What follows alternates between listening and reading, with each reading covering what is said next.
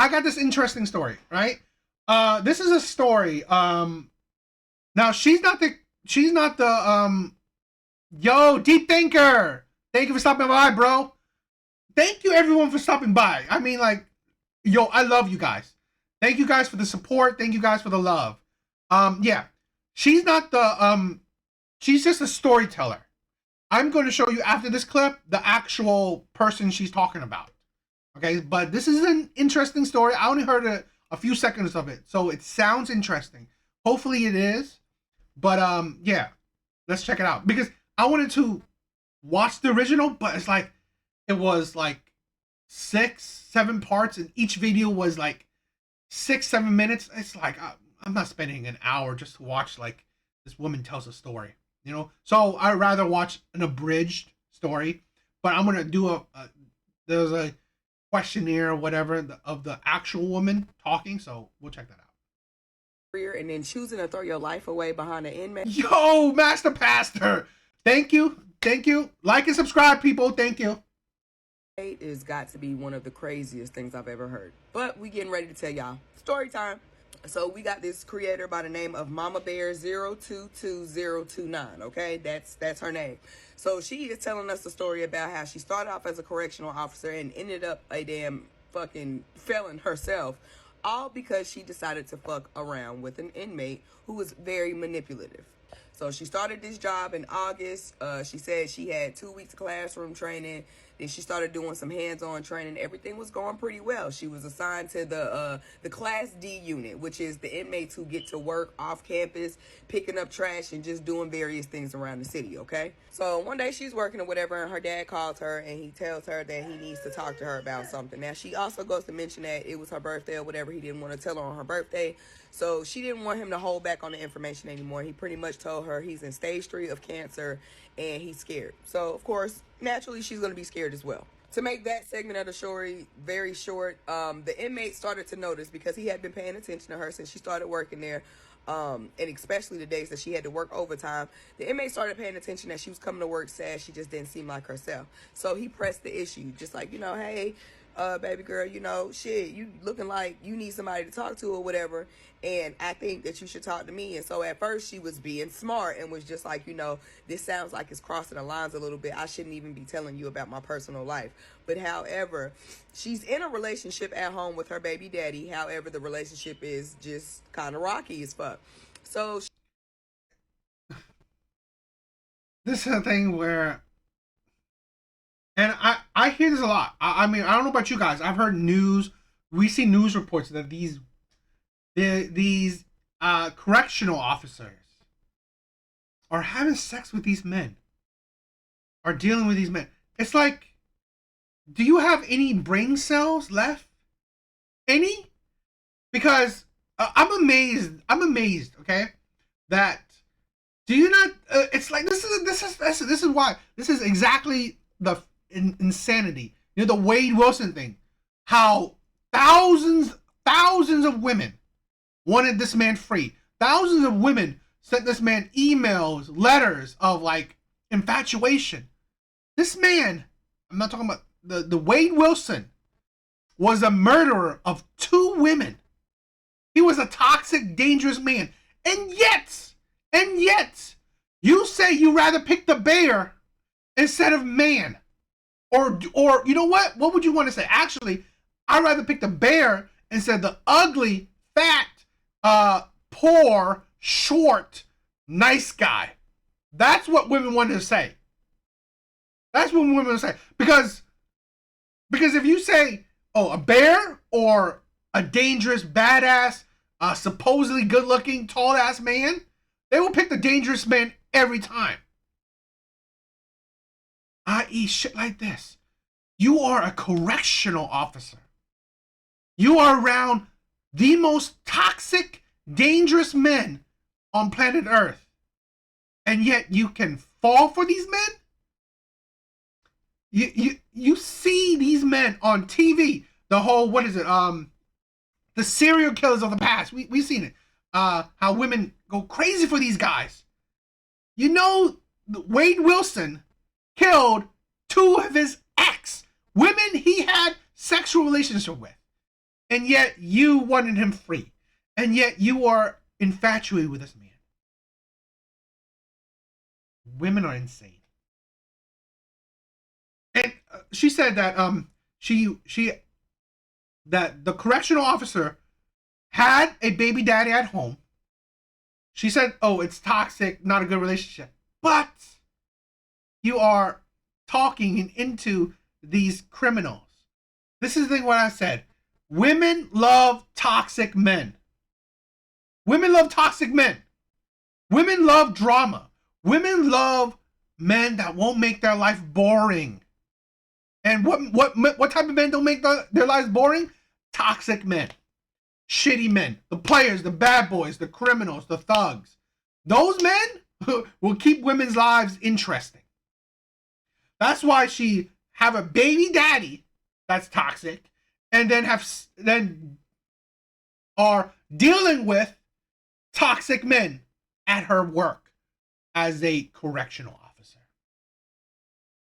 So she falls into, this man's master plan and begins to explain to him why she is not doing so well. So, of course, people is now starting to pay attention to her and this inmate's interactions, right? So she said November, right after she got hired, her captain had called her into the office and was questioning her about this particular inmate. She was stating nothing was going on. Now, at this time, just note that the inmate had been writing her letters. She said she wasn't keeping them at first. She was just throwing them away.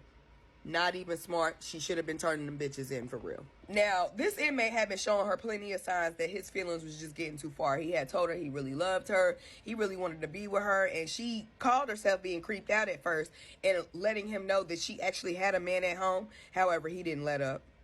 And she didn't let him let up. Honestly, stay tuned for part 2. Choose. Oh, I didn't know there was a part 2 to this shit. Wait a minute. Okay, sorry, there's multiple parts to this too. I mean, like, the hell? If I wanted you to tell me multiple parts, I wanted you to summarize the shit. If I wanted you to tell me multiple parts, I would have watched the original. We'll probably skip some parts because this is so fucking annoying. I'm so annoyed. I'm really annoyed. I'm sorry. I didn't want multiple parts. Okay, so where we left off in part 2 was pretty much the inmate started to fall in love with her. Now, she was going through some things, I think, with her blood sugar or whatever. She ended Fauna Side. Thank you for stopping by, bro. That name is hard to pronounce. I don't know what that means. up having to go to the hospital while she was at work. Of course, because this inmate had been paying so much attention to her movements, he started noticing she wasn't around, just wanted to make sure that she was okay. Well, they ended up sending her ass to the hospital. Her captain ended up coming there, checking on her, picking her up, taking her back home, gave her the next day off. Just making sure she kosher. So if you fuck with somebody in prison, you love somebody in prison, then you already know the shit like this just goes fuck on. But them niggas be conspiring, getting them phones and shit. And so he convinced this girl to start texting him from a burner number. Now, they had tried to come up with this whole elaborate ass plan that she was a different person. She had 2 daughters, which was not true. Her name was Courtney. We all know that this is not true. And, he was just him. But it was all a plan to derail what was really going on just in case they got busted. Still stupid. Now, what she ain't realized was the supervisor had been catching on the whole time. Every time they had an interaction, he was questioning her, asking her what the fuck was they talking about. He notices that they're always talking. So she really didn't pay attention to her cues at work. So she also tries to say that this guy is just so much of a manipulator. He's the one who made her text. No, baby, you just, that feeling of loneliness, that feeling of the void from your real relationship started to kick in, and you knew that you had a willing contender and you kind of followed up on that. Still no judgment here, girl. We love you. Thank you for sharing the story, but this is fucking crazy. Dude ended up getting moved around to another pod, and so this is a thing where when women call men manipulators, I think that's stupid. Why do I think that's stupid? Because we're adults. You allow the manipulation. You know what's happening. This is a thing where unless you're dirt stupid, like literally your brain is of a toddler, you should know when you're being manipulated. You can sense certain things. You can see certain images. You see certain red flags. You just ignore it. You allow shit to happen. You allow the manipulation to happen. That's the thing. Okay, y'all. So now they starting to do inappropriate shit or whatever. And one day she decides to take her ass to work, and they have speakers in the pods. So she turns on the speaker from her tower, and she's listening in to his conversation with her little inmate boo and some of his little bunk mates or whatever. And he is talking about his girl. So, of course, that's making her upset because she's just like, damn, after a while, people going to start catching on to who the fuck your girl is and why is you telling these people all this information? So, boom. Dude is like, don't worry. Like, I know these folks. They ain't finna snitch on us. You don't know shit, sir. So, still, a few days go on or whatever, and he writes her another letter or whatever, and she, gives... You think criminals will have morality? A sense of morality? The kids that does the hug or whatever, she goes to the bathroom so she can go read the letter. Now in this letter, he's still telling her about how these people really want to beat his ass because he ain't paid them no money. So he comes up with this plan that they want to do tattoos. He is asking her to go and get a pack of pens, but he wants it from his mailbox. She don't want to do it though. Now what his plan is to take these pens, sell them to the inmates to get the money that he owes these other fucking inmates so they can do the tattoos and he'll be fine. Now, first she's being a smart bitch. She's saying no. But then, after a while, y'all already know that void starts kicking in. And what does she do? She goes and gets the fucking pen. But she does it because she feels as though she need to protect her man. So, y'all, really, let me just pause this. So before she actually gave this man the pens, he had seen her or whatever. Now she had been ignoring him for a few days.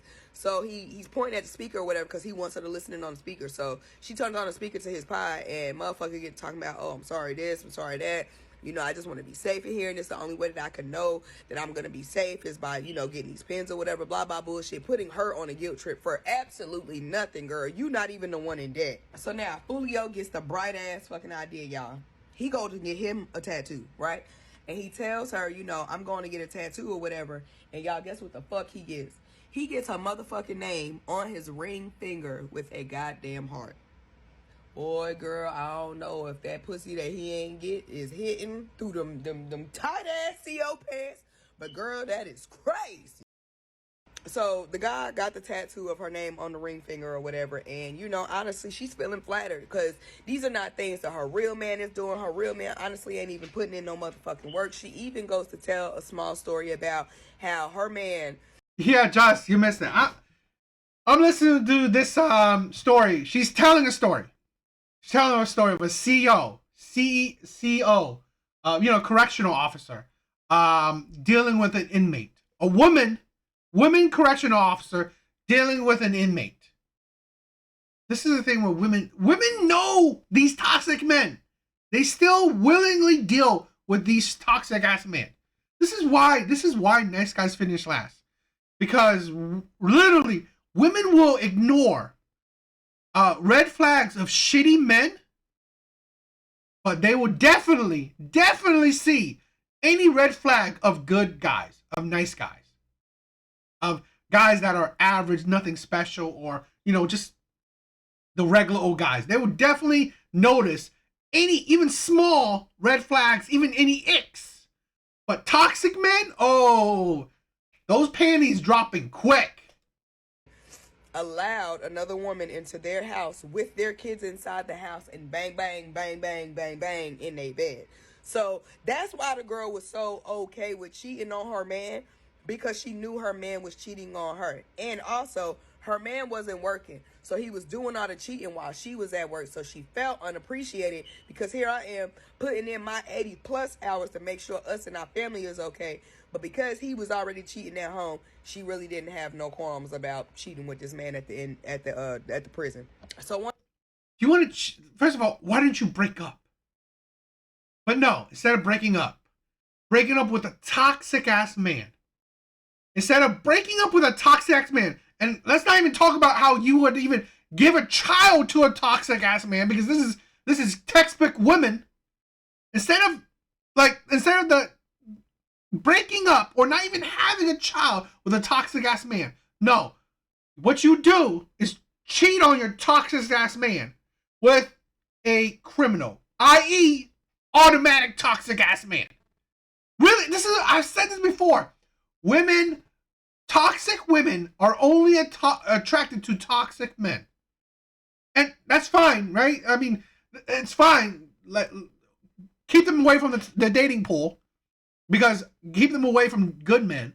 But this is the insanity. The same types of women that they're toxic will then in turn complain about men. Oh, men are cheaters.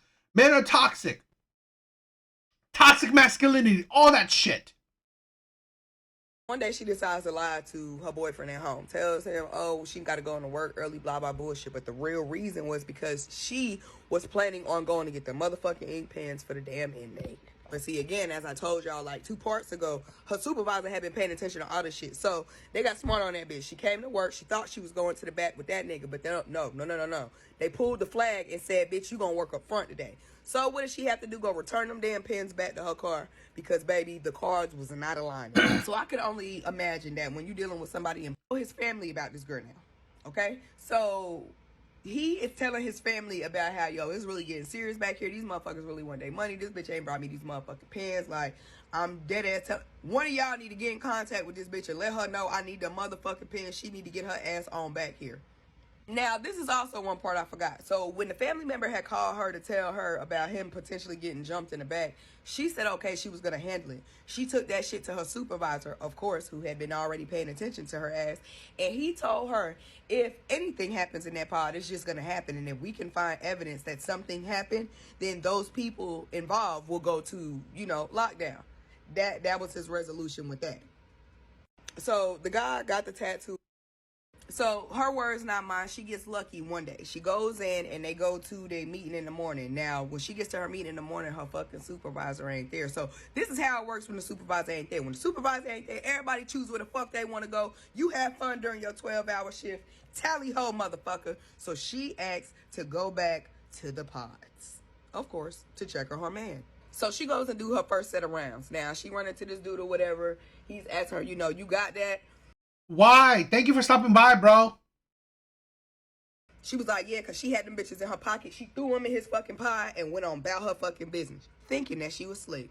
Okay, so now the supervisor ain't here for a few days. So she's really working back in the pods for the next few days. Whoever is, on command for that night, they tell her, yeah, you can go back and work in the pods. So she goes, do her cleaning cart routine or whatever. And, of course, he helps her pop one of these doors open because the door is too hard to pop open. So when they get inside the door now... Yo, thank you. Why?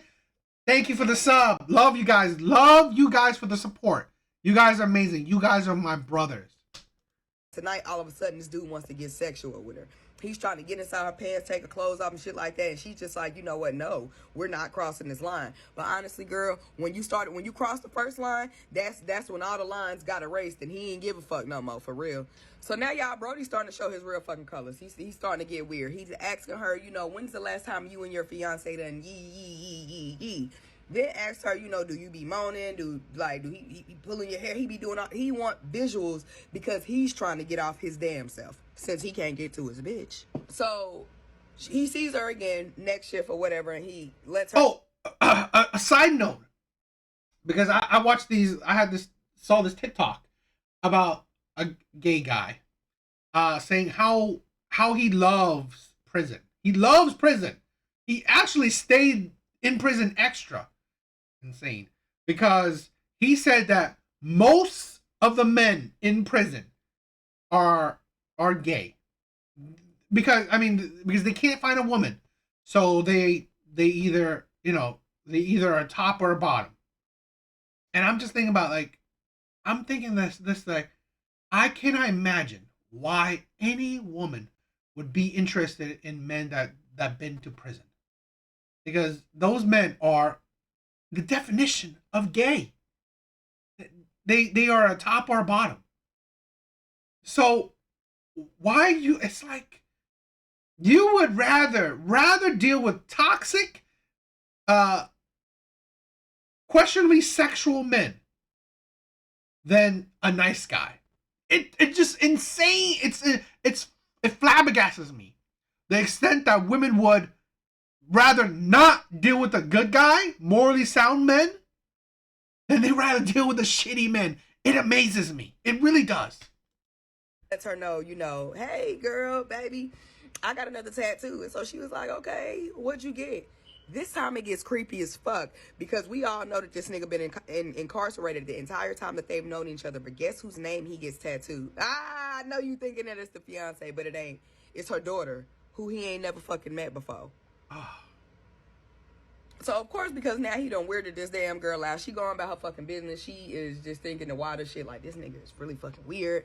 So, she wants to get off on the path of ignoring him again. So, he gets to texting her and pretty much wants her or is asking, begging at this point for her to explain the sexual acts between her and her fucking fiance. But see, as creeped out as she started to be, or started out as, what she do, y'all? Gave the fuck in and started telling her about her sexual interactions with her fiance. Now, I know what they say about men who love going to prison, but he also started to ask her about if her man's was big. He been... Yo, I literally just said it. I just, women amaze me.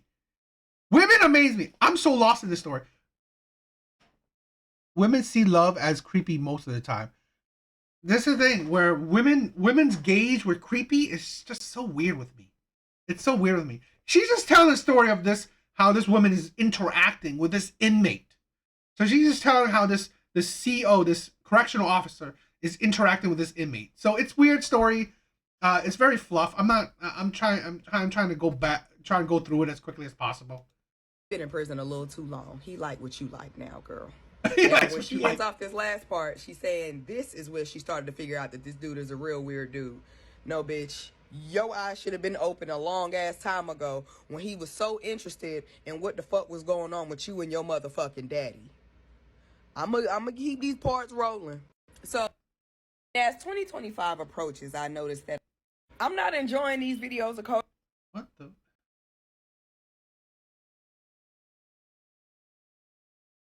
So this is going to be her final shift. So she states that they was busy as hell this night or whatever. So she couldn't really go out and check her phone to talk to this inmate how she normally could do, okay? So when she looked at the phone, the inmate is cussing her ass out because she ain't been answering the phone. He feels like she been cheating. Now, he's slow as hell because this girl was already engaged. So with that being said, cheating was already on the table from jump. So she hit him with the shit about, she at work, she got to work longer hours or whatever. So, damn, like, ease back. And so he hit her with the manipulation tactic like he always do and was like, okay, baby, I love you. She fell for it.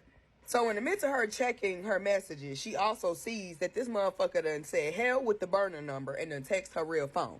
So now she mad as fuck, done got on the little text now or whatever, and hit that man up like, what the fuck is wrong with you? You can really like get me in trouble. And he was just like, oh, I'm sorry, baby, I love you. She's heated as fuck. She don't want to talk to him for the rest of the night. No, bitch, you don't need to talk to him at all forever and ever. Amen. Like, now, no, I said she went to work for the last time. So she left work that day, right? Now she trying to go back for her next shift. So when she go back for her next shift, the captain pull the plug, captain and supervisor pull the plug. Come on, baby girl, let's go in the office. So they go up in the office or whatever. First they ask her, is she pregnant? She's like, no, she's not pregnant. They say they got a disturbing phone call or whatever. So boom, she's telling them, I'll piss on the stick right now. Blah, they bullshit. And then they hit her with the fucking text messages. How did he even get your fucking number, girl? Oh, I don't know, this, that, and the third. So then they show her the messages, and they got 3 of them bitches circled. So now, pretty much, she folding. She crying. She folding over. She don't know what the fuck to do. Mine gone. Mine is gone. And so she tried to pull a fast one on the motherfuckers because they asked her, well, she kind of mentioned twice, but she said they kept asking her, do you have anything else to say for yourself? And she was pretty much, just telling them a little bit more and more chunk by chunk. But nonetheless, she tried to say, well, I resigned real quick. And they was like, oh, no, baby, you're terminated. Okay, I think we're done with that. I mean, there's probably a little more, but it's annoying. Women are crazy. Women are absolutely crazy. This is the woman that's the story of, okay? I wanted the story to be quicker, so I'm sorry. Excuse me for the story being longer than I wished it was. Yeah, I figured I'd come on here and answer some of the most common questions on my comments. So I gave Hunter my actual phone number because when you're taken out of the Class D program in my facility and put on a different pod, you usually get transferred out within a couple weeks to a month. So we thought that he would be transferred out and into a different facility where no one would know the situation and who I was, and that's how we were going to keep in contact. No, I did not think that he would get mad at me one night and text my actual phone number, but lessons learned. For those Lessons learned. Yes, this is the woman that's dealing with the inmate. of y'all asking about my fiance, at the time that I was fired, he had no clue of anything that was going on. Our relationship was very toxic. We had put each other through so much crap over the last 10 years that I was just so mentally checked out, and I honestly really didn't care what he did. I knew he was talking to other females, and so I assumed that he didn't care what I was doing as well. And as I've stated before, I did find out a couple months later that he did have a female in my home and had relations with her in our bed. I had suspicions, but I didn't have any hard evidence to prove it. No, he does not have a TikTok account. Yes, he does know that I post these TikToks. I have talked to him about it. Those of y'all who see JC in my comments, yes, that is Hunter's baby mama. She's going to post a story time to tell the story of their relationship, so I'm not going to tell her story girlfriend and try to get her to visit him and put money on his stuff. I also found out while he was in PC that there would be a female that would come to the door and would flash him her goodies every night.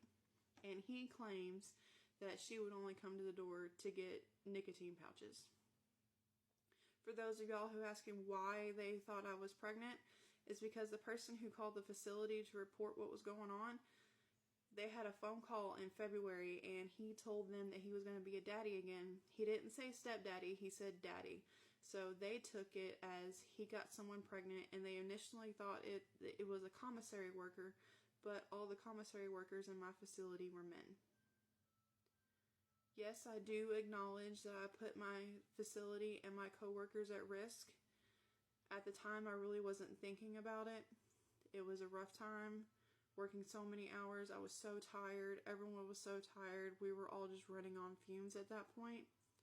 I do acknowledge that situations like my own do give CEOs that are female a bad name when they're trying to make a career out of this. I just hope that they are stronger and smarter than I was. Yeah, you were stupid. You were stupid. Now, it's going longer than I wanted. I was like, just please excuse me because a lot of these lives are unplanned. I mean, I didn't plan this. I didn't assume how long it took. So, yes, the story went on longer than I hoped. So, yes, excuse me for that. I'm sorry. But the gist is that this is the thing with a lot of women that, you know, women complain about manipulation from men. Yet, they know that these men, like, did you not think that a prisoner, a toxic ass man, wouldn't manipulate you? I think that's obvious. I think that's obvious. It's really obvious. This is the thing where I'm talking about, like, where honestly, when women just think about themselves, they have no brain cells.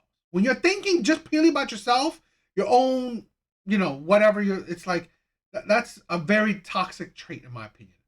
You're just thinking about yourself. No one else. You don't care about no one else but yourself. No duh that you will be manipulated. No duh. That's why these things just really, and it's just very telling to me.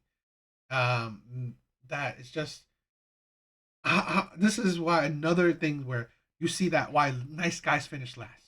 Because women rather be manipulated, rather be traumatized, rather be hurt by toxic ass men than, you know what?